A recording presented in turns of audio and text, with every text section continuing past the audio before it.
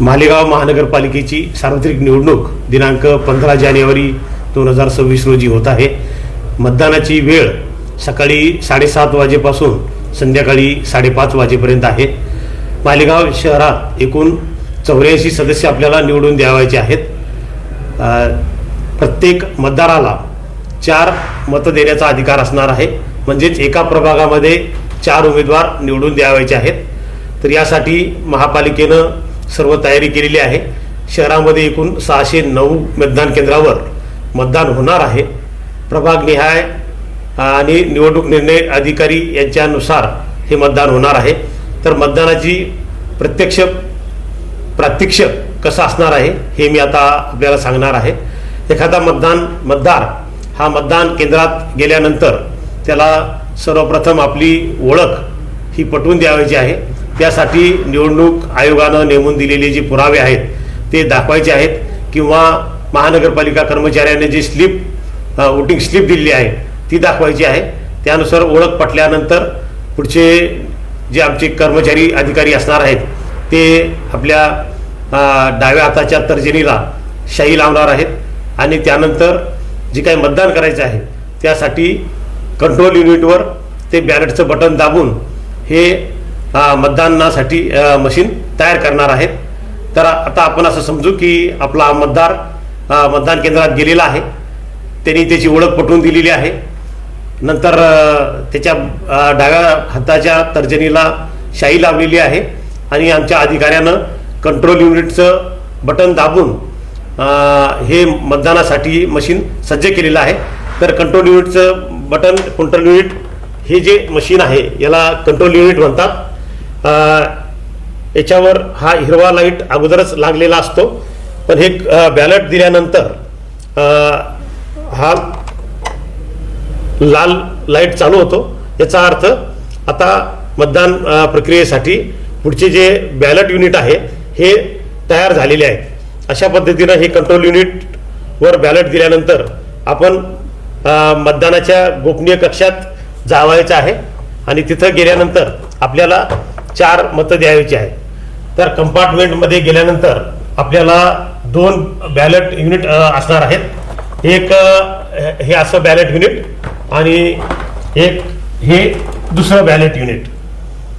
तर साधारणतः प्रत्येक बॅलेट युनिटवर 2 मतपत्रिका असणार आहेत। फक्त शहरामध्ये एकाच म्हणजे प्रभाग क्रमांक 2 मध्येच फक्त 3 बॅलेट युनिट आहेत आणि प्रभाग क्रमांक 6 मध्ये 1 बॅलेट युनिट आहे। बाकी इतर सर्व ठिकाणी हे 2 बॅलेट युनिट असणार आहे। प्रत्येक बॅलेट युनिटवर 2 मतपत्रिका असणार आहे। क्वचित काही ठिकाणी पहिल्या बॅलेटवर 3 आणि दुसऱ्या बॅलेटवर 1 मतपत्रिका असेल, परंतु साधारणतः एका बॅलेटवर 2 आणि दुसऱ्यावर 2 अशा मतपत्रिका असणार आहे। तर आपल्याला 4 मतं द्यायची आहेत।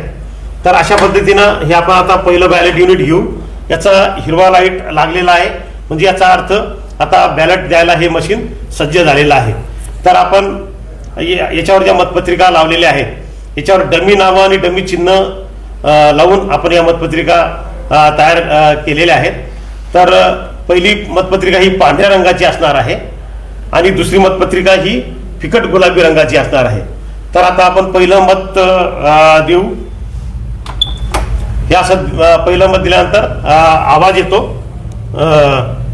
आणि बघा आता आपण दुसऱ्या मताला सज्ज आहोत। आता आपण दुसरे मत देऊ। हे असा पुन्हा आवाज त्याचा येतो। दुसरं मत दिल्यानंतर आपण आता दुसऱ्या बॅलेट युनिटकडे वळू। या दुसऱ्या बॅलेटवर पहिली जी मतपत्रिका आहे म्हणजे 3 नंबरची क जागेची, तर ही फिकट पिवळ्या रंगाची आहे। तर याचंही आपण आता मत देऊ। हे अशा पद्धतीने आता तिसरं मत दिलेलं आहे। एखाद्यानं असा प्रयत्न केला की एकाच बॅलेटवर किंवा एकाच मतपत्रिकेवर दुसरं मत देण्याचा प्रयत्न केला तर ते होणार नाही। उदाहरणार्थ आता याच्यावर आपण दुसरं बटन दाबू पण आवाज येत नाही, मत पडत नाही, म्हणजे एका पत्रिकेवर एकच मत हे पडतंय। त्यामुळे आता परत 3 आपली मतदान झालेलं आहे। चौथं मतदान आहे। चौथी मतपत्रिका ही फिकट निळ्या रंगाची आहे। याच्यावर आता आपल्याला 4थं मत द्यायचं आहे आणि 4थं मत दिल्यानंतर असा लॉंग बीप येतो। याचा अर्थ आपले 4ही मतदान होऊन झालेले आहे आणि मतदान आपलं आता सक्सेस झालेलं आहे। अशा पद्धतीने हे मतदानाची प्रक्रिया आहे। आपण दिलेलं मत हे गोपनीय ठेवायचं आहे। त्यामुळं आपण कुणाला मत दिलं आणि काय दिलं हे आपल्याला गोपनीय ठेवायचं आहे, ते सांगायचं नाही कुणालाही. धन्यवाद. आता बघा, आपण 4 मतं इथे दिली आहे आणि आपण बघितलं की चौथं मत दिल्यानंतर लॉंग बीप आलेला आहे. याचाच अर्थ आता मतदानाची प्रक्रिया संपलेली आहे आणि आपलं मतदान सक्सेसफुल झालेलं आहे.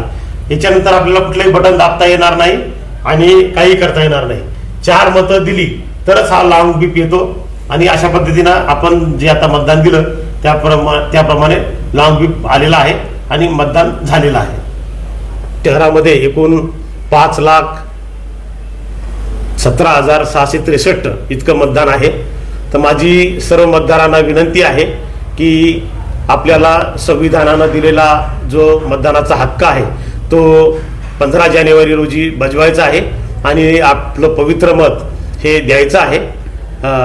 मतदानाला लोकशाहीमध्ये फार महत्त्व असतं, त्यामुळं आपल्याला जो अधिकार मिळालेला आहे त्या अधिकाराचा वापर करून आपण दिनांक 15 जानेवारी रोजी सकाळी 7:30 वाजेपासून संध्याकाळी 5:30च्या आत मतदानासाठी घरातून बाहेर पडायचं आहे. मतदानाच्या दिवशी बऱ्याच ठिकाणी सुट्टी असते, परंतु सुट्टीचा दुरुपयोग न करता कुठेही बाहेरगावी न जाता आत्ताच आपण आपलं शेड्यूल 15 जानेवारीचं नक्की केलं पाहिजे आणि 15 जानेवारी रोजी आपला मतदानाचा पवित्र हक्क बजावला पाहिजे. तर माझी शहरवासियांना पुन्हा एकदा विनंती आहे की 15 जानेवारी रोजी आपलं अमूल्य मत आपण निश्चित द्यावं आणि महापालिकेला सहकार्य करावं. धन्यवाद.